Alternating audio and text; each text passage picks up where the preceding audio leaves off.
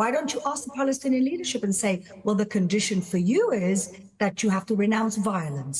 The condition for you is that you have to accept that Israel is not going to be destroyed. Because even Mahmoud Abbas, considered the moderate, the one that the UK sends money to, pays terrorist pensions to kill Jews. Even the moderate is teaching in an educational system that is teaching children, Palestinian children, from the moment they're born, that the best thing they can do with their lives is martyr themselves for the cause. And by the way, the British government also give money to this poisonous educational system. Just to put the government side on this, I suppose they would say, and Keir Starmer did say in his statement, that the point of all this is that Israel will feel the pressure to essentially end the war on Gaza and prevent further deaths in the area. I mean, is there any chance of Benjamin Netanyahu being pressured by these types of declarations? They want us to end the war in Gaza and leave a murderous terrorist regime ruling Gaza. Is that what they want?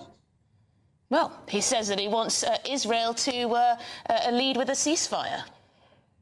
Again, if we lead with a ceasefire, then we haven't gotten rid of the threat on our southern border, and we could have a massacre again anytime. So according to Keir Starmer, he's very brave with our lives, isn't he? So he's very brave to announce a Palestinian state when it's not his children fighting in a war that we'd never start. Israel has never started any single war. And in fact, we've made peace with every single Arab country that has wanted peace with us. Jordan, Egypt, the UAE, Bahrain, Sudan, Morocco, all the countries that have accepted that we exist, that accepted that we're not going away and they want peace, have found peace with us. So what exactly does he want us to do with Hamas? He's not helping us get rid of them. He's strengthening their hand. It's a compelling case, but of course we're seeing public opinion in countries like the United Kingdom shift against Israel because it looks like Israel has won. Quite frankly, it looks like Hamas cannot tomorrow carry out the same sort of atrocity that they did almost 2 years ago on October the 7th.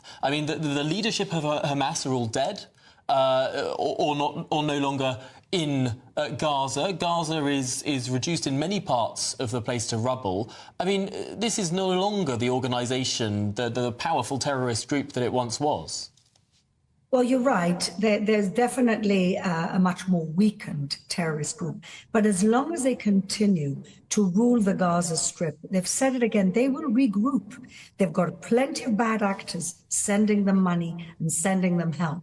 And so all we're doing, if we don't decide to finish with Hamas, is kicking the can down the road. So instead of the massacre being next year, instead of the next war with Gaza being in a year's time, it'll be in 5 years' time. Then what did we do for our children if all we're doing is kicking down the can? You know, the Palestinians have an option here. You can decide to be in conflict with Israel for the end of days, or you can decide to accept that we're not going anywhere.